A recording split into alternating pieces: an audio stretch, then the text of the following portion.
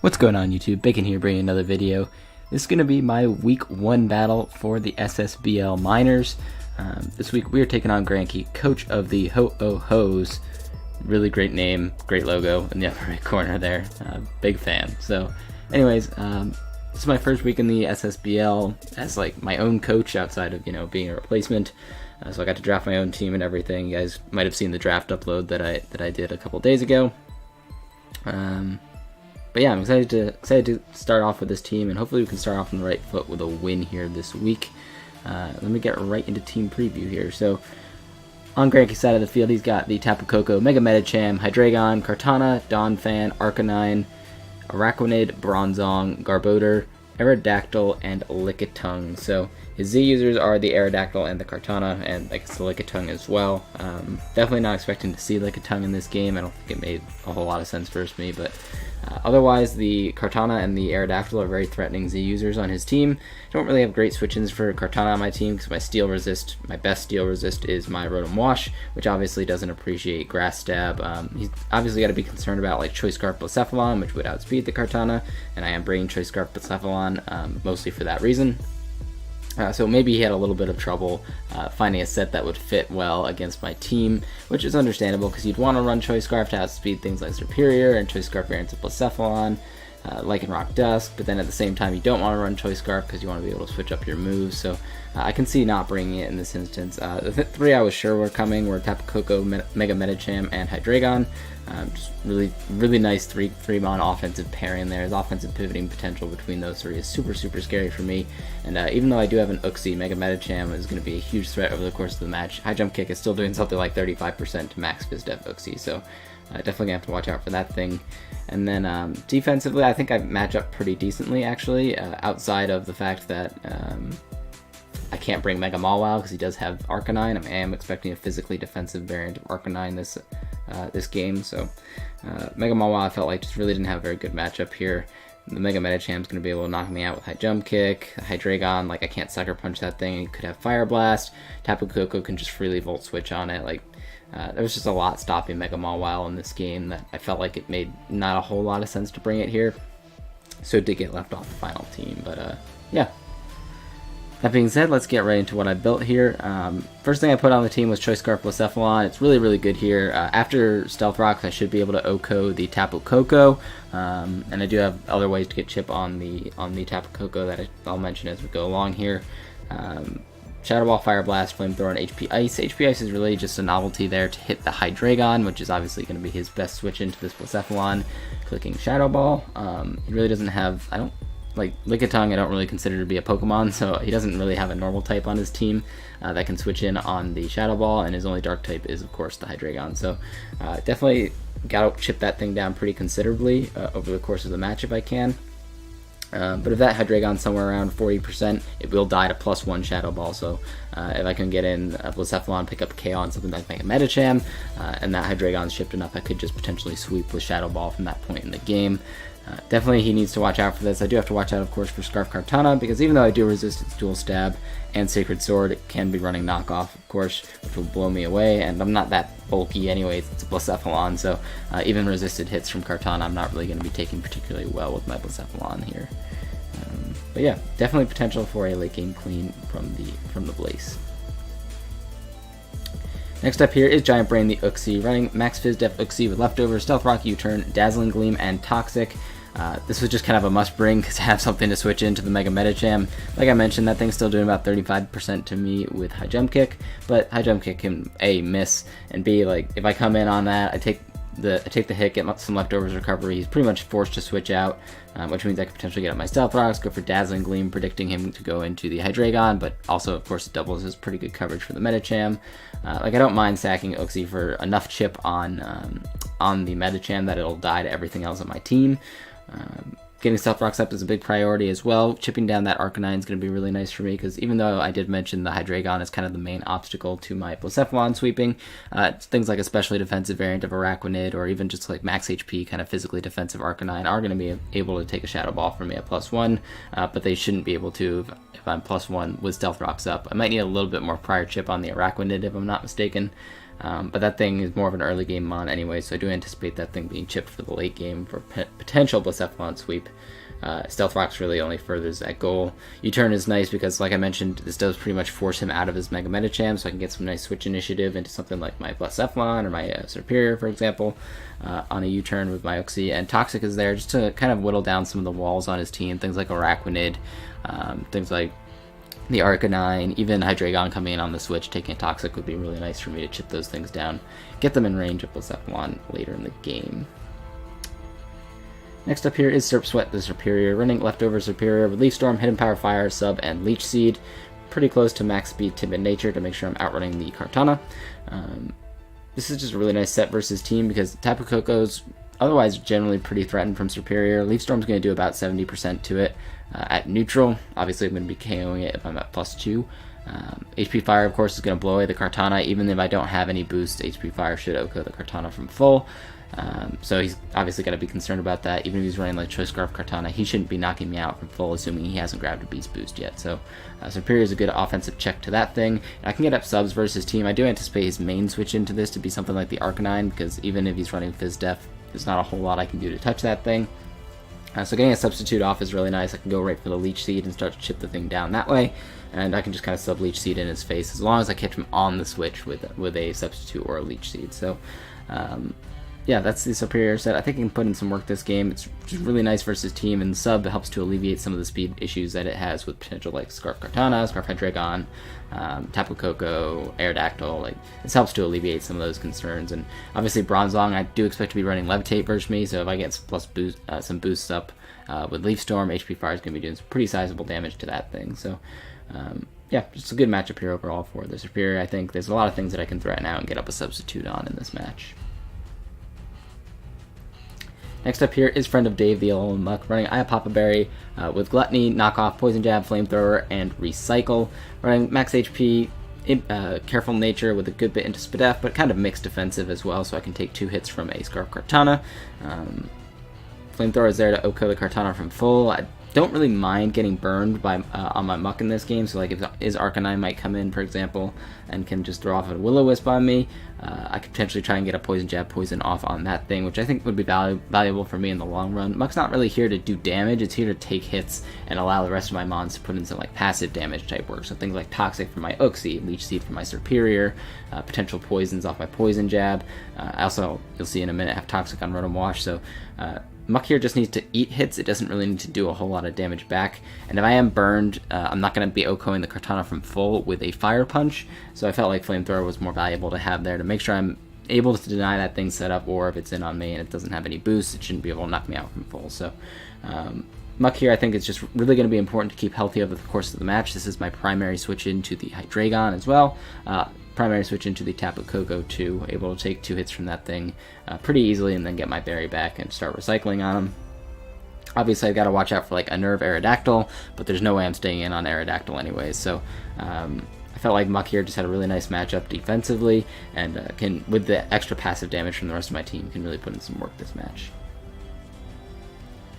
Next up here is Yo Mama the Hariyama, running Flame Orb, Guts Hariyama with Fake Out, Bullet Punch, Close Combat, and Knockoff. Running Max Attack, Adam Nature with a good bit of special defense investment to help me take hits from the Hydreigon a little bit better. I do live Choice Specs Draco Meteor from full from the Hydreigon, so that's something to note, because that's obviously, like I mentioned earlier, a huge threat in terms of getting my Blacephalon in a position to sweep is getting rid of that Hydreigon. So Fake Out allows me to activate my Flame Orb for pretty free versus team, and the Fake Out chip is also really nice in general. Getting Fake Out chip on things like the Tapu Koko, things like the Hydreigon over the course of the match, especially once my Guts are activated, it's going to be really, really nice. And he really does not have any good switch-ins for a Guts boosted close combat. His does he even have a Ghost type? I don't think he's got a Ghost type, if I'm not mistaken. Nope, no Ghost type, and his Psychic type is a Bronzong, so basically firing off, well, he's also got Mega Medicham, I guess, which is not a switch-in, so his resists to close combat are Tapu Koko, Medicham, and I Garbodor, I guess. So all of those things really still do not appreciate taking a Guts boosted max attack close combat. I do have Bullet Punch on there to pick off things like the Aerodactyl. Should be doing about 60 to 70% to the Aerodactyl with Bullet Punch, so that's pretty nice for me. Fake Out into close combat is actually a roll to Oko the Tapu Koko after Rocks, which is pretty insane. I do live one hit from that thing as well because it can't be one of his Z-move users. Hariyama's just going to really take some lives this game, I think. Getting it in on things like Donphan, things like Bronzong, Araquanid, like, I can just start clicking buttons, and he really is going to have a very difficult time switching into me. Just hitting super, super hard with a combination of close combat plus knockoff. Knockoff is there primarily to remove items from things like the Araquanid or the Arcanine switching in on me, but obviously Oko's the Bronzong once my Flame Orb is activated as well. Gets boosted Hariyama is just a huge, huge threat, and it should be able to get me the chip that I need for something like my Superior or something like my Blacephalon to start putting in work here. So really, really like the Hariyama set this game, and I can really threaten some of his more passive Pokemon with it. Obviously, I do have to worry about the Mega Medicham, but if I get a little bit of prior chip damage off on the Medicham, like one Guts boosted Fake Out, later in the game, Guts boosted Fake Out into Bullet Punch will KO that thing. So not super concerned about that, especially considering I have the Uxie in the back as well to take hits from the Medicham. But Hariyama is just, I think, poised to take some lives this game. Lastly here, we've got Eats Tide Pods, the Rotom Wash, running a bulky pivot Rotom Wash, pretty close to max HP, max defense. Leftovers, Hydro Pump, Volt Switch, Defog, and Toxic. I mentioned the Toxic being on there, being very nice to chip down things like the Hydreigon, which could potentially switch in on me because it does resist my dual stab. Even if he switches in stuff like Tapu Koko, whatever, like getting Toxic off on those things is going to be really nice. It also means I don't have to play guessing games with the Araquanid if he's running like AV Mirror Coat or something weird like that. I don't have to play guessing games versus that thing with Volt Switch or not, so I can just Toxic it, start to whittle it down over the course of the match that way, and it's a good, Rotom Wash is a very good switch into Araquanid in the first place, able to come in on potential Sticky Webs and Defog. I don't think you'd run Sticky Webs versus me just because it makes my Superior a huge, huge threat, because obviously I get a speed boost from Sticky Webs, but just in case I do have Defog on there. I also don't super appreciate Stealth Rocks with this build. Not that there's a whole lot of things that are particularly weak to it, but things like my Uxie really don't appreciate switching in on Stealth Rocks when they're trying to check the Mega Medicham. So really nice to have the defogging option here from Rotom Wash, but the bulky pivot is just really nice for specifically the Aerodactyl, but also the Arcanine as well, which I was absolutely certain I was going to see this game. So yeah, that's the team for this one. I think I've got a pretty good build here, but let's get right into the team preview and see what we're looking at. So he brought the Tapu Koko, Mega Medicham, Hydreigon, Arcanine, Araquanid, and Aerodactyl. Like I mentioned, I was pretty certain I was going to see those four on the left. I'm thinking pretty standard offensive type sets for the first three, and then like a defensive Arcanine. Araquanid could definitely be running a more specially defensive type set. Also potentially going to be an AV Araquanid to help take on things like my Superior and my Blacephalon a little bit better. But that's something I'll have to scout out over the course of the match. And Aerodactyl could be pretty much whatever it wants, but I think Z-Move probably makes the most sense versus my team. Z-Rock is pretty difficult for me to switch into. My Hariyama does take it pretty well. And I obviously can threaten it with a Guts-boosted Bullet Punch, but I'm definitely going to have to play around that thing pretty carefully, because my Rotom Wash really is not going to appreciate, like if he's Hone Claw, Z Stone Edge, my Rotom Wash is really not going to appreciate that upon switching. So yeah, looking at lead options here, my Hariyama is a pretty good lead versus him. I could just Fake Out whatever and get my Flame Orb activated. It's going to be a great way to help me check things in the back later on with Bullet Punch. And if he leads with the wrong thing, essentially, Hariyama is just going to be able to click like Knockoff or Close Combat on the first turn of the game. So that's exactly what I'm going to do here. I'm going to lead off with my Hariyama, huge, huge threat versus him. And what he decides to do is lead off with his Araquanid. So this is pretty much best case scenario for me. I can Fake Out to get my Flame Orb activated and then just go straight for Knockoff. I don't anticipate that Fake Out into Knockoff is going to KO the Araquanid, but he's not KOing me back. So I'll happily trade damage on my Hariyama for this Araquanid here. And I do see that he's a little bit HP invested for sure, and then also is running leftovers. So that's all good information for me to have. And my Flame Orb is now activated. He does have to worry about a potential Stone Edge here coming out for my Hariyama, because that will knock him out. So I'm just going to go straight for the knockoff here. So he actually goes into the Tapu Koko. So it's too bad I didn't have Stone Edge. That would have actually done a ton of damage to this Tapu Koko. But knockoff's still going to get off some pretty decent chip here and remove his Magnet, which is going to be really helpful for my team taking some of these Thunderbolts. I could stay in here because I do eat any hit that he wants to go for. I could stay in here and go for close combat, but I feel like health on my Hariyama is reasonably worth keeping around here with hits from things like the Hydreigon. And I do have a pretty good switch in here in my Muck, so he's going to go right for the Volt switch here, predicting me to switch out, get some good chip damage off on my Buck, and he's able to pretty much immediately get out into his Aerodactyl. This is a huge problem for me, but I don't know if he go right for the Z Stone Edge. Either way, I'm going to Rotom Wash here, just to scout for a potential Earthquake here, as he goes for the Stealth Rock. So that's pretty much best case scenario for me, actually, because he didn't do any damage to my Rotom Wash, and I obviously threatened him with a Hydro Pump, Volt Switch, or Will-O-Wisp. So I can pretty freely defog here on the incoming Hydreigon, and keep those rocks off the field. Super, super important for me to keep those rocks off the field. Really going to help alleviate some of my defensive pivots later in the game. So, like I mentioned, this Muck should be able to take hits from this Hydreigon all day. Even Choice Specs Draco does not knock me out from this range, as he just goes for Dark Pulse, and it looks like he's not running any kind of boosting item. Could be Choice Scarf, I'm thinking at this point, so I definitely got to watch out for that. But here I'm pretty much free to just go for a knockoff, remove whatever item on any Pokemon that wants to come in. But I do get my Eye Papa Berry here as he goes for U-turn, so that's great for me. I do need to recycle that later for sure, but I can always switch out and recycle it at a later time. So going for knockoff here to catch pretty much whatever on the switch in, and we do get the Aerodactyl. Find out that it is Z-move Aerodactyl, so that's also very good information for me to have. Again, I'm very scared of him just ripping off a Z Stone Edge right here, so I'm actually going to go out into my Hariyama this time, trying to scout for the Z Stone Edge, but he does just go for his Stealth Rocks once again. He's realized definitely that the Stealth Rocks are super important for this game to start chipping down some of my walls. That'll really, really augment the breaking power of things like Tapu Koko and Medicham in this game. So he's got the Stealth Rocks up here, as unfortunately I did go into my Hariyama this time. But it's not super unfortunate for me, because I can just click Close Combat here and he doesn't have a switch in. I'm pretty sure defensive Arcanine is still going to be 2-hit KO'd by Close Combat on the switch, and it's not like he's going to be doing a ton back to me. His Araquanid, based on the damage that I calced earlier from Fake Out, should be 2-hit KO'd on the switch, and nothing else is going to take a Close Combat into Bullet Punch at this point. So I'm pretty free to just rip off a Close Combat here as he goes out into the Araquanid, and you're going to see this is a pretty clean 2-hit KO for my Hariyama.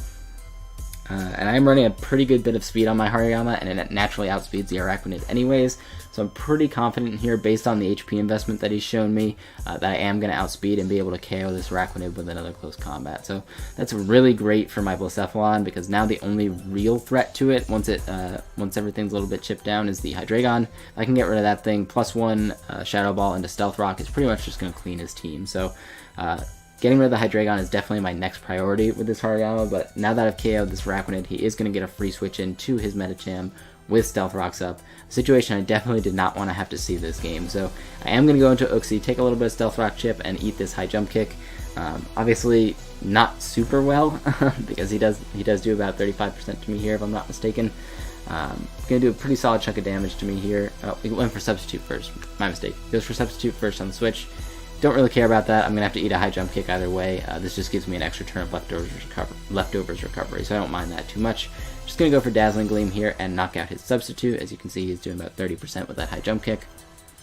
Going to get rid of his Substitute, and what showing Dazzling Gleam here does for me is actually makes it seem less likely that I'm going to go for a Psychic type move versus Mega Medicham, and it makes it less likely that he's going to go into his Hydreigon to eat a Dazzling Gleam. So predicting him to go out into something like Koko or the Arcanine, I'm just going to go for a U-turn here with my Uxie. Get a little bit more chip damage off on this Koko and get some switch initiative. I've got a couple options here. I could go into my low 1 Muck, but I think my Serperior is the better play here. I will live, like I said, any attack that this Koko wants to go for, and I'm pretty sure he's just going to go for Volt Switch again this turn, because he doesn't want to eat a Leaf Storm. It should KO him from this range, or is definitely likely to KO him from this range, so he's going to go for Volt Switch here, as I am going to get up a free Substitute. Jeez, excuse me. I'm going to get up a free Substitute here on the Arcanine coming in, and it is Intimidate Arcanine, which is also good to know that he's not Flash Fire. Going to get off a free sub here as the Arcanine comes in, and I can just Leech Seed here pretty freely. It'll help alleviate my switch-ins into things like Rotom Wash, and also will of course allow me to chip down this Arcanine and beat it 1v1 actually. So even though I've taken a considerable amount of chip off on my Serperior, Leech Seed plus Leftovers Recovery is going to be getting me back a lot of health here. So he goes for the Flare Blitz to break my Substitute. I can actually tell based on the recoil damage that he's HP invested, which is kind of fun. So I know that he's HP invested Arcanine. Like I mentioned, I'm pretty sure this is a defensive variant of Arcanine, but this is just a free substitute once again for me with my Superior. I was pretty sure he was going to switch out there, but like getting a substitute off is just as good as anything else here. And I'm not actually sure what this Tapu Koko wants to go for. I'm predicting him to just Volt Switch out again to break my substitute, because it did break it last time. But looking back on it, the calc was actually a 50-50 roll to break a substitute. So he does go for HP Ice there as I go for Leech Seed. Unfortunately, I did not go for Leaf Storm that turn. That would have been really nice for me to get rid of this Tapu Koko, but at least Leech Seed's going to keep my Superior relatively healthy here. And now the Koko's in here with no electric terrain. And I'm not really sure if he's just going to stay in and click HP Ice again, because switching around hasn't been going super well for him to this point. So I am going to rip a Leaf Storm here and see if he's going to allow me to knock out his Tapu Koko. But he makes the right play and Volt switches out into his Arcanine. So getting Leaf Storm chip off on the Arcanine is still pretty nice for me. You can see that thing's starting to get whittled down into range of like a +1 Shadow Ball from my Blacephalon. But I definitely don't want to stay in here. My Superior is still way too valuable for clicking buttons versus team, specifically if I can get it in on things like the Tapu Koko or the Mega Medicham. So what I'm going to do here is go out into my Rotom Wash, predicting him to either go for a Fire-type move or for a Morning Sun. Does go right for the Flare Blitz here, not wanting me to get another free substitute versus him, which is amazing for me because now this is a free defog for my Rotom Wash, which is what I really wanted here. I wanted to get rid of these Stealth Rocks to help my my Uxie stay a little bit more healthy, help my Muck stay a little more healthy against some of his breakers. So once again, I'm going to defog here with the Rotom Wash, get rid of these Stealth Rocks, and he's really got very limited opportunities to reset those later in the game, especially since last time I went hard Hariyama and picked up a KO as a result. So gonna defog here with my Rotom Wash, and here I'm definitely expecting him to predict me to go into a Alolan Muck. So expecting him to U-turn, I'm just going to click Volt Switch here, which is amazing for me because now I'm going to get Switch Initiative once again as he goes out into the Tapu Koko. So I'm going to be able to freely Volt Switch here with my Rotom Wash, and again I have the option of going either Superior or into my Alolan Muck. I could go my Blacephalon if I want to, but that just baits the Hydreigon back in. So what I like to do is actually go out into Alolan Muck here. This is a great opportunity for me to recycle my Berry if I want to, because obviously the Aerodactyl is probably his best switch in, but he could also bring in the Arcanine here. So what I'm going to do here is just click Recycle, I believe, if I'm not mistaken, on this turn. Yeah, I do click Recycle this turn to get my Berry back. Berry is super important for helping me check the Hydreigon. Now that I know it's not choice specs, as long as I'm above half, I'm taking a hit from the Hydreigon regardless, and if my Berry's intact, it should activate and get me back into a good range of HP. So here I'm actually going to allow him to Will-O-Wisp me, because I don't want him doubling out or anything like that to catch my Rotom Wash. And I'm just going to knock off the leftovers that are on this Arcanine. Again, this is one of the main obstacles outside of the Hydreigon in the way of a Scarf Blacephalon sweep. So gonna knock off those leftovers. I really, like I mentioned in my team builder, didn't mind Alolan Muck being burned here, and I should be able to take any hit that this thing wants to go for at this range. So I'm just gonna go for Poison Jab here, try to snag a poison on this Arcanine. Unfortunately don't get it, but I'm not running Poison Touch, so it's only a 30% chance. But what that's gonna allow me to do is take the Will-O-Wisp damage and get back to full HP with my Berry activating. So I'm at max HP basically with my Alolan Muck here. And I could recycle again, but I really don't see the value in that. I'm going to take 2 hits from the Hydreigon anyways. So this time I'm going to elect to go into my Rotom Wash, expecting him to just Morning Sun here and get back to full health. Even if he Flare Blitz, it really wasn't going to do much to Rotom Wash regardless. So that was kind of my best play here. Getting a little bit more HP with leftovers recovery, it's also nice here, but this is again a pretty free Volt Switch. He really should not leave his Arcanine in here to take a big hit from me. He's really going to need that Intimidate later on for things like my Hariyama, and it's a good check to my Superior and my Blacephalon. So I'm just going to go for Toxic here, actually. Not Volt Switch, excuse me. I'm going to go for Toxic here. Toxic on Arcanine was good. Toxic on anything coming in was good, essentially, because I do have Fake Out on my Hariyama. And here I'm going to go hard out into the Alolan Muck. Again, this is just kind of some 50-50 mind games with him saying, okay, am I going to go Muck, am I not going to go Muck? But this is what I was talking about in my team builder, with Muck can do work against this team, even while being burned. Like, it doesn't need to do damage physically, it just needs to kind of sit there and eat hits. So I've got the Toxic off on the Hydreigon, that thing's starting to get worn down, and because my Muck is so healthy at this point in the match, there's really not a whole lot that he can do to me. So here I'm just going to throw off a Poison Jab, not really allow him any free switch-ins, and again, potentially poison anything that's coming in on me. The Medicham does come in on me, and unfortunately Poison Jab is not going to break a substitute here, so have to definitely fear a substitute coming out from the Mega Medicham here, or a High Jump Kick is obviously going to blow away my Muck. So I'm going to go out into Uxie here just to take the High Jump Kick that I'm assuming is coming here, as he does go for it, and that High Jump Kick, as you can see, is not going to 2-hit KO my Uxie from this range, which is amazing for me because it means I can get up my Stealth Rocks. finally I can get up my Stealth Rocks. Even if he goes for Substitute, I can still break it on the following turn with Dazzling Gleam, but he does elect to just switch out hard into his Arcanine here as I go for my Stealth Rock. So those rocks are going to be really important to help chip down things like his Aerodactyl and his Arcanine. After Stealth Rocks, the Aerodactyl is going to guaranteed be in range of a Bullet Punch, as is his Tapu Koko at this point in the game, and the chipping down the Arcanine over the course of the match is going to be really nice for me as well.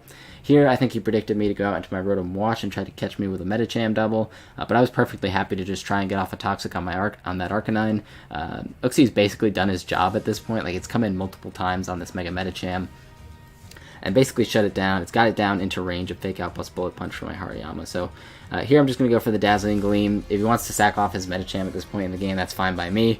But he's going to switch out here into his Tapu Koko, and I get a pretty lucky crit there. The roll was not in my favor to KO there. There was a roll to KO it, but it was not in my favor. So I do get a pretty lucky crit there and knock out the Tapu Koko. Wouldn't have been a super huge deal because I could have just gone out into Muck instead, and he was dead to Stealth Rocks after that. So the Uxie's doing a lot more work than I actually anticipated it to at this point in the game, because it did get that crit there, but I'm still going to save it for the Mega Medicham at this point. Muck walls this Hydreigon all day, so I'm just going to go out into it as he clicks Dark Pulse. Thankfully he did not click U-Turn there, which means I'm going to be able to again reactivate my Berry on this Alolan Muck. I don't even know if he has a Dragon type move at this point, but I'm still pretty sure I'm out of range. Maybe I'm not out of range of a Draco at this point, but Muck's also kind of done its job. Like, look how much chip is on that Hydreigon as a result of the toxic damage, plus Alolan Muck just sitting in its face. So I'm just going to go for a Cycle here. Once again, kind of continue to extend my 9 lives on my Alolan Muck here, and be at a pretty healthy range of HP to still take on the Hydreigon later in the game. Again, it's not super important, but my Uxie is even less important, because Uxie's really only here for the Mega Medicham, which is, for all intents and purposes, dealt with at this point in the game. So I'm going to go out into my Uxie, just to take whatever hit he wants to go for here. He does go for a High Jump Kick, and unfortunately crits me. I could potentially have lived 2 there from that range, but it's not a huge deal, because, like I said, Uxie's basically done his job at this point, and if he stays in to knock me out here, he's going to die to Stealth Rocks upon entry. So he's just got to stay in here and knock me out with an Ice Punch, because it is 100% accurate, of course. So he KOs my Uxie, but he's lost his Mega Medicham as a result. I don't actually believe he even brought Defog unless it's on his Hydreigon. So that Mega Medicham is as good as dead to Stealth Rocks, which means this is as good a time as any to start getting some boosts up with my Blacephalon. If he elects to go the Aerodactyl after I KO something, then I'm going to win with Blacephalon, because obviously that's not a Choice Scarf variant of Aerodactyl. So I feel like it's fine to just go out to Blacephalon, pick up my KO, and now, like I mentioned, Arcanine dies to +1 Shadow Ball here, and so does Aerodactyl. He basically has to go out into the Hydreigon, which is unfortunately out of range of a Shadow Ball, and he's probably clicking Dark Pulse here if I had to guess, so I'm just going to go out into Alolan Muck, but he actually makes a very good play and goes for a Roost. So Roost on the Hydreigon is going to be a little bit annoying, but it is toxic at the very least, so it's not going to be able to come in super freely on my Blacephalon, and if I do get the Blacephalon in on the Aerodactyl, I'm probably going to be picking up a KO on the following turn. So I'm just going to go for a Poison Jab here with Alolan Muck. Oh no, I believe I actually went for Recycle this turn, if I'm not mistaken. Let's find out. Sorry guys, I've got this on really slow, because I feel like it's usually faster than this, right? Anyways, we've got Recycle here with the Alolan Muck. Again, that Hydreigon having Roost makes it a little bit more of a problem for my Blacephalon, so I'm willing to keep my Alolan Muck around for as long as it takes to knock that thing out. And here's a pretty free Rotom Wash. Like, I don't care what this Arcanine wants to go for. Anything else he goes into is getting punished by Stealth Rocks upon switch in, and he does just go right for the Flare Blitz. So this Arcanine is still kind of useful for him to help deal with my Muck, help deal with my Hariyama, a little bit help deal with my Blacephalon. So I think he's probably still going to elect to save it, which means I can just freely Volt Switch here on whatever wants to come in, and that is the Hydreigon. So again, we're getting this thing back to chip down to close to be in range of a +1 Blacephalon Shadow Ball. Still need a little bit more chip for it to do that, but a Volt Switch here on the Hydreigon is really nice because it lets me back into my Hariyama. I'm out of range of any hit that he wants to go for, and I'm just claiming a KO with Close Combat. Don't care what he goes into. Even going into Arcanine, that thing's going to drop. So there's really nothing he can do at this point to stop me from claiming that KO. So here comes the Close Combat from the Intimidate from the Arcanine. Obviously going to blow that thing out of the water since it's only at 47%, and Hariyama has picked up its second KO of the match. So Hariyama, huge threat, like I mentioned in my team builder to him, and actually I should be able to clean here with Hariyama unless he's carrying a Dragon-type move on the Hydreigon. So out comes the Aerodactyl, which tells me I'm pretty sure that he's not running a Dragon-type move on the Hydreigon. He might be running like Roost, Dark Pulse, Fire Blast, and maybe Defog or something. Not really sure, but Bullet Punch is obviously going to be able to pick off this Aerodactyl. Really glad I hadn't shown it till that point in the game, because it allows me to get a pretty free kill there. And the Hydreigon's going to come out, and I've got no reason to save the Hariyama anymore. If he's got Draco Meteor, so be it. Like, I should still be able to KO him with pretty much everything else on my team, because the Toxic is active. So what I'm going to do here is just go right for my close combat. Don't care if he goes for Draco to knock me out, but all he's got is Dark Pulse. So Hariyama coming in and picking up 4 kills. Really, really great game from Hariyama. Good game too, Grankie. I felt like I just had team matchup in this one. Like having the Uxie for the Medicham, having the Luck for the Hydreigon, made it really, really difficult. And then once I got Stealth Rocks up, this game was basically over. Like all that chip damage with the Toxic building up and everything like that was just a little bit too much to overcome on your end. But still a very good game. We're picking up a 5-0, starting off the right way here in the SSBL Minors. Really, really pleased with the way the team performed this game. Like I mentioned in my team builder, I was really happy with the team that I put together. I felt like it synergized really nicely and just had a very good matchup on paper versus team. Really glad the Hariyama put in so much work this game. People are gonna have to learn to respect this mon. This is actually the first time I've ever used Hariyama in anything, so really glad to see it putting in some work. And yeah, thank you guys very much for watching to this point. If you did, hope to see you all in another video, and we'll see you guys next time. Later.